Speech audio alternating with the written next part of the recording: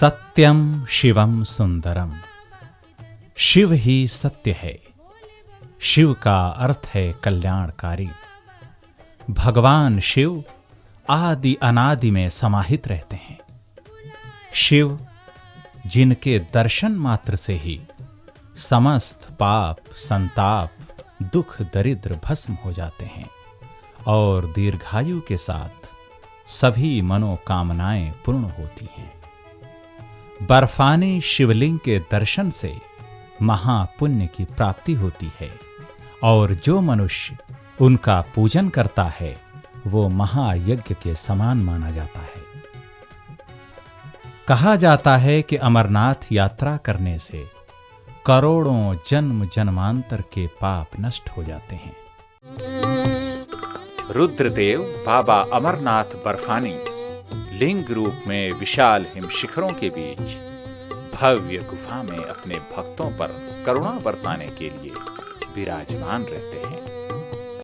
अमरनाथ की यात्रा से मनुष्य के अंदर एक नवीन ऊर्जा का संचार होता है और जीवन मानो नया हो जाता है। अमरनाथ जी की यात्रा श्रद्धा भाव विश्वास एवं दृढ़ संकल्प के बिना पूरी नहीं की जा सकती। अमरनाथ यात्रा का शुभारंभ तवी नदी के किनारे बसे जम्मू तवी शहर से होता है।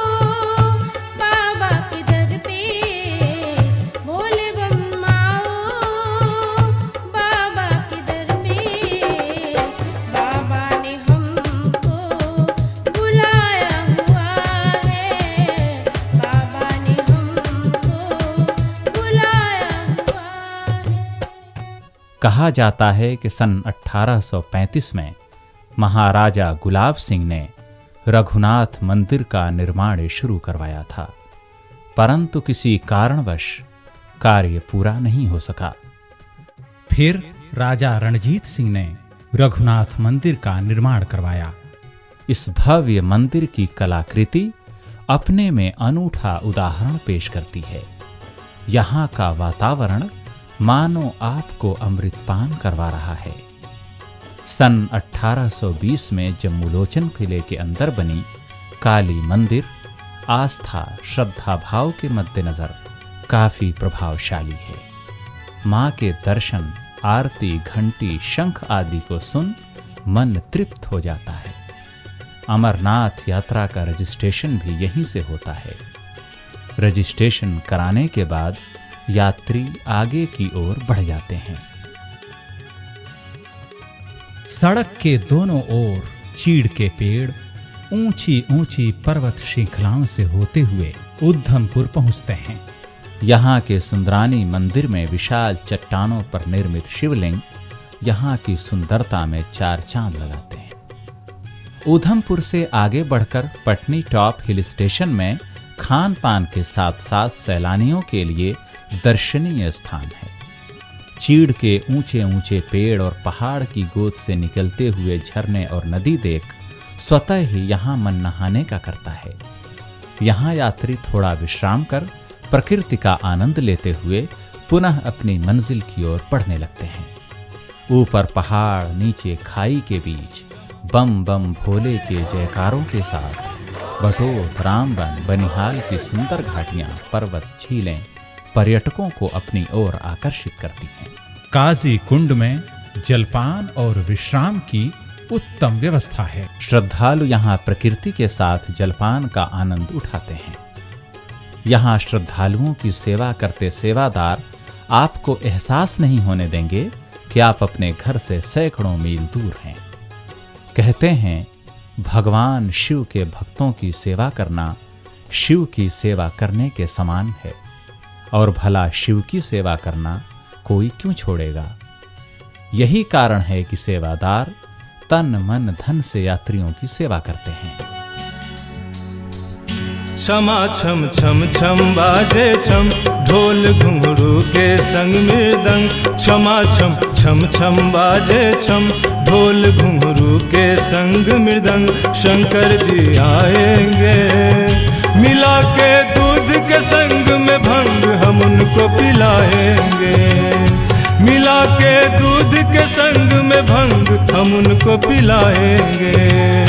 क्षमा छम छम छम बाजे छम, ढोल घुंघरू के संग मृदंग। क्षमा छम छम छम बाजे छम, ढोल घुंघरू के संग मृदंग। शंकर जी आएंगे, मिला के दूध के संग में भंग हम उनको पिलाएंगे। मिला के दूध के संग में भंग हम उनको पिलाएंगे। क्षमा छम छम छम बाजे छम।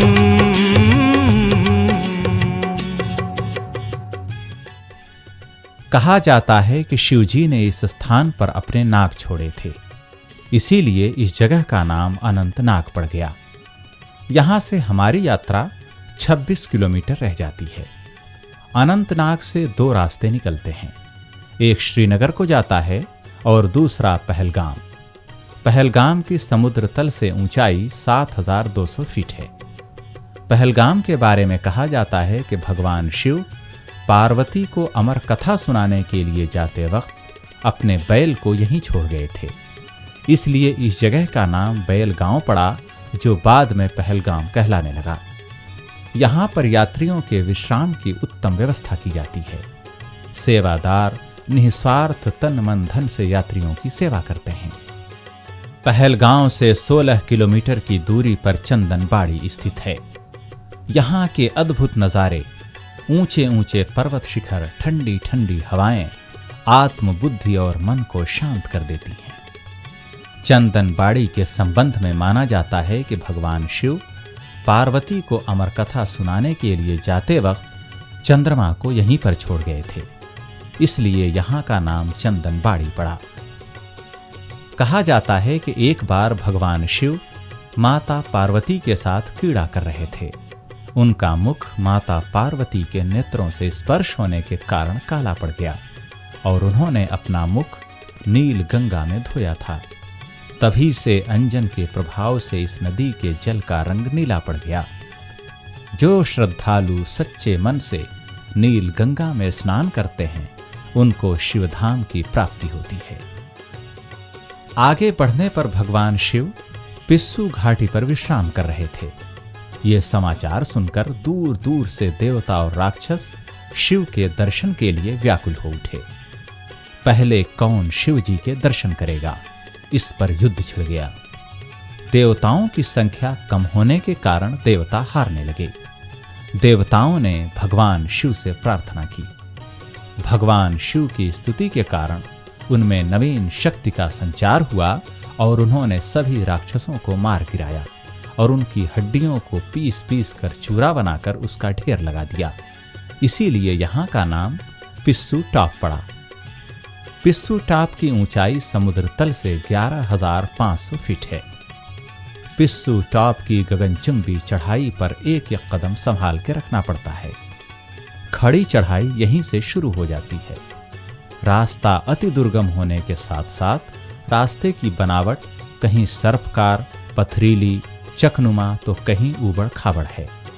बिना महादेव की कृपा के पिस्सू टॉप की चढ़ाई मानो असंभव है।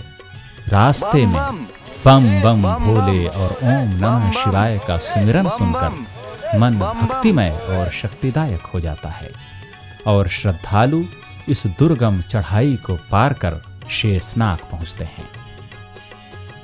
यहां से अमरनाथ गुफा तक की यात्रा 13 किलोमीटर रह जाती है।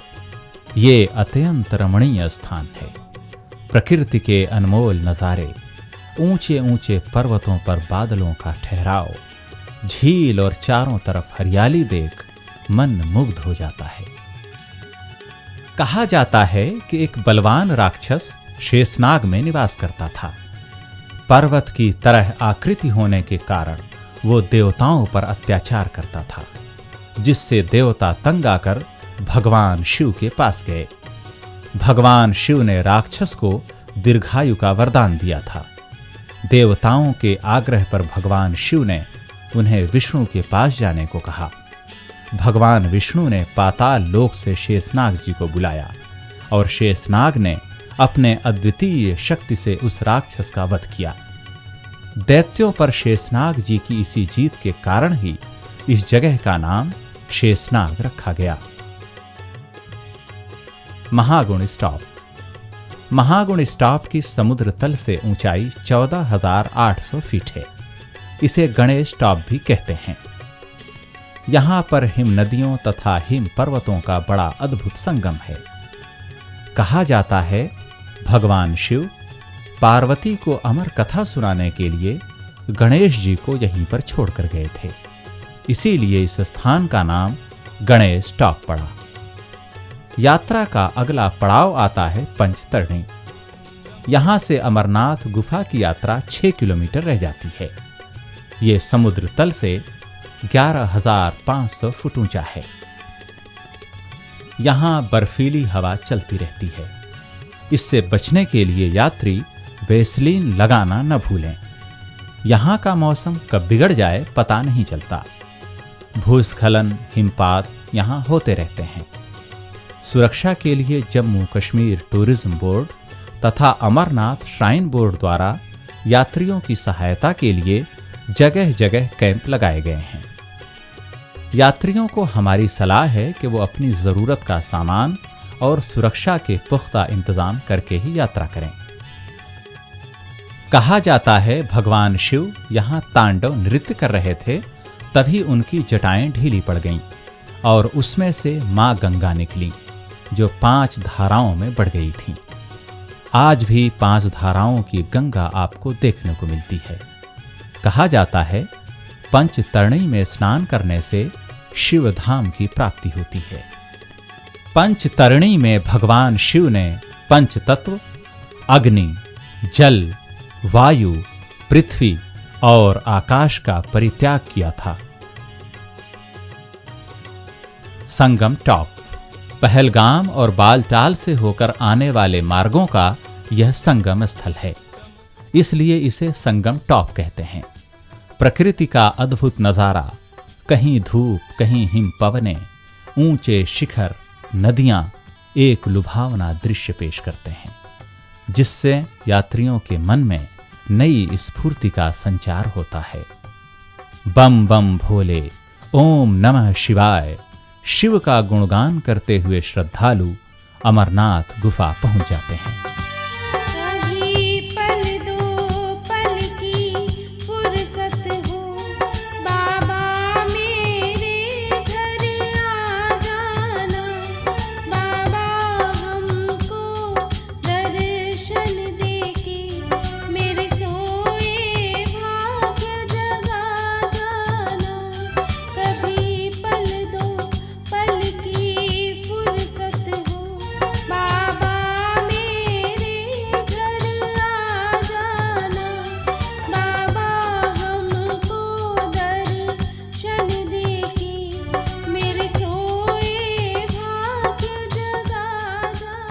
हर वर्ष आषाढ़ माह के पूर्णिमा से शुरू होकर रक्षाबंधन तक होने वाली अमरनाथ यात्रा में पवित्र हिमलिंग दर्शन के लिए देश विदेश से लाखों लोग यहाँ आते हैं और बाबा बर्फानी का आशीर्वाद लेकर जाते हैं।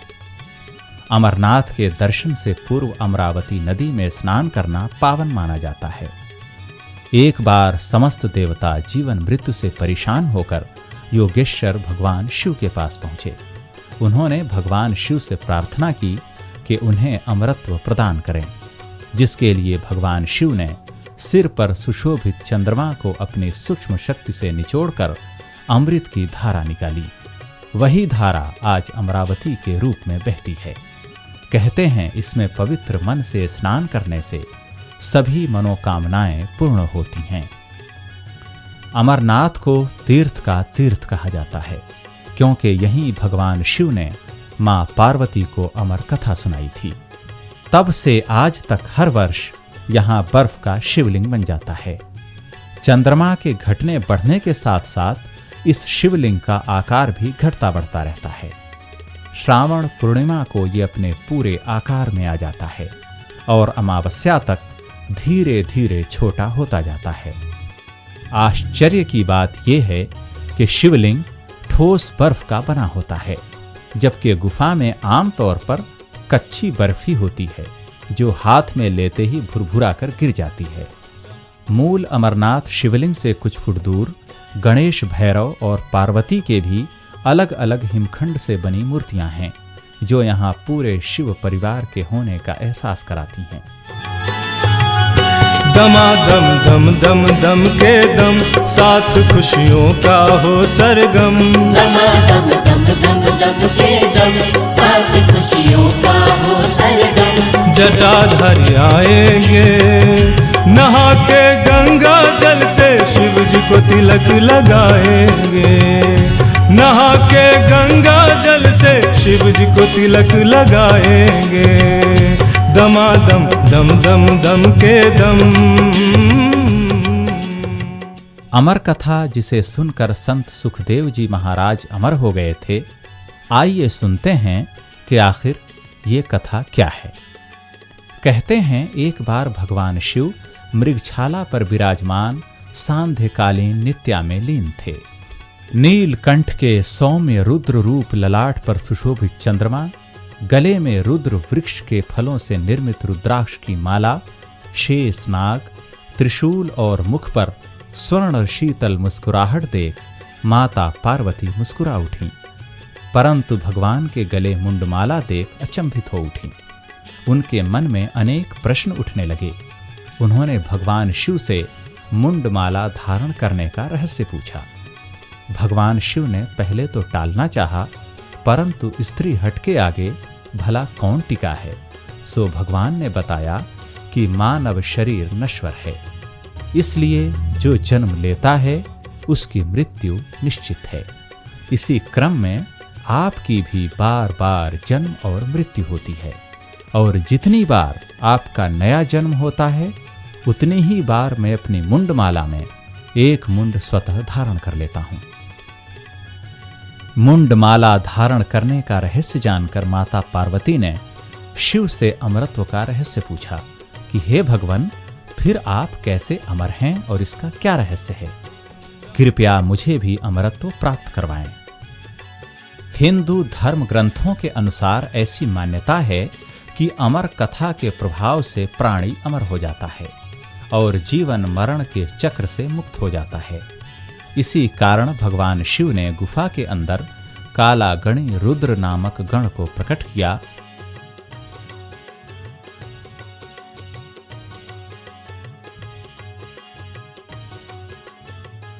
और आदेश दिया कि गुफा के आसपास हमारे अलावा अमर कथा को सुनने वाला कोई भी सांसारिक प्राणी जीवित नहीं रहना चाहिए। महादेव के आदेशानुसार गण ने समस्त जीवधारी प्राणियों को खत्म कर दिया, परंतु दुर्भाग्य से एक तोते के अंडे पर उसका प्रभाव नहीं पड़ा, क्योंकि वो उस समय जीवधारी नहीं था। निसंदेह भगवान माता पार्वती को आंखें मूंद कथा सुनाने लगे। इस दौरान निश्चित समयानुसार तोते के अंडे से तोते का जन्म हुआ और अमर कथा माता पार्वती के साथ साथ तोता भी सुन रहा था। माता पार्वती कथा सुनने का प्रमाण हुंकार के साथ दे रही थी। धीरे धीरे माता पार्वती को निद्रा ने घेर लिया। माता पार्वती को निद्रा में देख तोता प्रत्येक वाक्य के अंत में हुंकारी देने लगा। भगवान शिव नेत्र बंद कर ध्यान मग्न होके अमर कथा सुना रहे थे। कथा समाप्त होने पर भगवान शिव ने माता पार्वती को निद्रा में देखा और जगाने पर भगवान शिव ने माता पार्वती से पूछा तो माता ने कहा कि द्रव रूप के कारण निद्रा ने घेर लिया था और वो अचेत होकर सो गई थी। निद्रा के प्रभाव के कारण वो संपूर्ण कथा भी सुन नहीं सकी। इस पर क्रोध व्यक्त करते हुए भगवान शिव ने माता पार्वती से हुंकार देने के संबंध में पूछा। इसके लिए भी माता पार्वती ने मना कर दिया। भगवान शिव का संदेह परिपक्व हो गया कि कथा सुनने वाला कोई और सांसारिक प्राणी है। भगवान शिव के आक्रोश पर मृत्यु से भयभीत तोता प्राण रक्षा के लिए तीव्र वेग से गुफा से भागा। भय से व्यथित तोते को तीनों लोक में कहीं छिपने का स्थान नहीं मिला। संयोगवश भय से व्याकुल तोते की नजर व्यास देव की पत्नी पर पड़ी, जो अपने आंगन में बैठी जमाही ले रही थी। व्याकुल तोते को कोई और मार्ग नजर नहीं आया, अतः वो व्यास देव जी की पत्नी के मुख्य रास्ते पेट में प्रवेश कर गया। भगवान शिव का क्रोध और गर्जन सुन व्यास देव और उनकी पत्नी घर से बाहर आए। भगवान शिव ने उनसे पूछा, कोई चोर उनके घर के अंदर तो नहीं गया? सत्य से अज्ञात व्यास देव ने बताया कि उन्होंने किसी भी चोर को घर के अंदर प्रवेश करते हुए नहीं देखा। व्यास देव जी की पत्नी बोली, थोड़ी देर पूर्व जमाही लेते हुए उन्हें ऐसा प्रतीत हुआ कि कोई तोता अर्थात सुख उनके मुख के रास्ते पेट में प्रवेश कर गया है। भगवान शिव ने बताया कि तोता सुख ही उनका चोर है। फिर पश्चाताप करते हुए व्यास जी ने कहा कि हे प्रभु, हमें इस सत्य का ज्ञान नहीं था और वो उचित निर्णय ले सकते हैं। भगवान शिव ने तोता को मारने का भाव प्रकट किया। पत्नी के मृत्यु से भयभीत व्यास देव शिव जी से बोले कि स्त्री हत्या पाप है। व्यास देव की बात सुनकर शिव जी का मन करुणा से भर गया और उन्होंने शीघ्र कैलाश पर्वत जाने का निर्णय लिया। तोता सुख अमर कथा सुनकर ज्ञानी और महापंडित हो गया। तोता सुख के कई साल पेट में रहने से व्यास देव जी की पत्नी के उदर में पीड़ा होने लगी। अपनी पत्नी के पीड़ा से व्यथित व्यास देव भगवान ब्रह्मा के पास गए। ब्रह्मा ने उन्हें विष्णु के पास और विष्णु ने सदाशिव के पास भेजा। इस प्रकार ब्रह्मा, विष्णु और व्यास तीनों ने सदाशिव से प्रार्थना की कि दुर्गम पीड़ा का कोई सरल उपाय बताएं। तीनों देव व्यास के घर पहुंचे और तोता सुख से जन्म लेने का आग्रह किया। ज्ञानवान तोता सुख संसार की दशा जानता था और जन्म लेना नहीं चाहता था। तोता सुख ने त्रिदेवों से अनुरोध किया कि हे आदिदेव, ये संसार मोह से पीड़ित है और मैं निर्मोही संसार का ज्ञात कर स्वयं जन्म लूंगा। ये सुनकर सृष्टि के पालनहार विष्णु ने अपार शक्ति से संसार को निर्मोही बना दिया। संसार में सभी प्राणियों की निमोहिता सुनिश्चित कर तोता सुख ने मानव रूप में जन्म लिया। व्यास जी की पत्नी से पैदा हुए नवजात शिशु का नाम सुखदेव रखा गया। सुखदेव बाल अवस्था से ही अत्यंत प्रभावशाली बालक थे। अमरत्व के प्रभाव से उनमें असाधारण वृद्धि हुई और वो शीघ्र ही घर त्याग कर शिक्षा हेतु चल दिए। निर्मोहिता के प्रभाव से माता पिता के रोकने पर भी वो नहीं रुके। तत्पश्चात भगवान विष्णु ने संसार को पूर्व की भांति मोहयुक्त बना दिया। मोहयुक्त माता पिता पुत्र मोह के विरह से रह नहीं पाए। सुखदेव को घर लाने की आशा से वो निर्जन वन में सुखदेव से मिलने गए।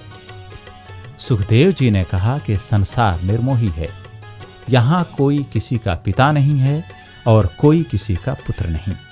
सुखदेव जी की बात सुनकर व्यास जी ने बताया कि सृष्टि पालनहार भगवान विष्णु ने अपनी शक्ति के प्रभाव से संसार को मोहयुक्त बना दिया है। वेद व्यास जी की इस बात पर धैर्य व्यक्त करते हुए सुखदेव जी ने शिक्षा दीक्षा प्राप्त करने के पश्चात घर लौटने का वचन दिया। बाद में सुखदेव जी ने अनेकों धर्म ग्रंथ लिखे जो आज तक प्रासंगिक हैं। कहते हैं कि तभी से इस अमरनाथ गुफा में सावन मास में भगवान शिव बर्फानी लिंग रूप में प्रकट होते हैं, जिसके दर्शन के लिए हर वर्ष देश विदेश से लाखों श्रद्धालु यहाँ आकर अपनी मनोकामनाएं पूर्ण करते हैं। प्रेम से बोलिए, भूखे को अन्न, प्यासे को पानी, जय हो बाबा बर्फानी। डमाडम डम डम बाजे डम, बोल बम बम भोले बम बम। डमाडम डम डम बाजे डम, बोल बम बम भोले बम बम। भोले बाबा आएंगे बजा के डमरू, सारे जग के दुख वो मिटाएंगे। बजा के डमरू सारे जग के दुख वो मिटाएंगे। डमाडम डम डम बाजे डम, क्षमा छम छम छम बाजे छम, ढोल घुंघरू के संग मृदंग। क्षमा छम छम छम बाजे छम, ढोल घुंघरू के संग मृदंग। शंकर जी आएंगे मिला के दूध के संग में भंग, हम उनको पिलाएंगे। मिला के दूध के संग में भंग, हम उनको पिलाएंगे। मिला के दूध के संग में भंग, हम उनको पिलाएंगे।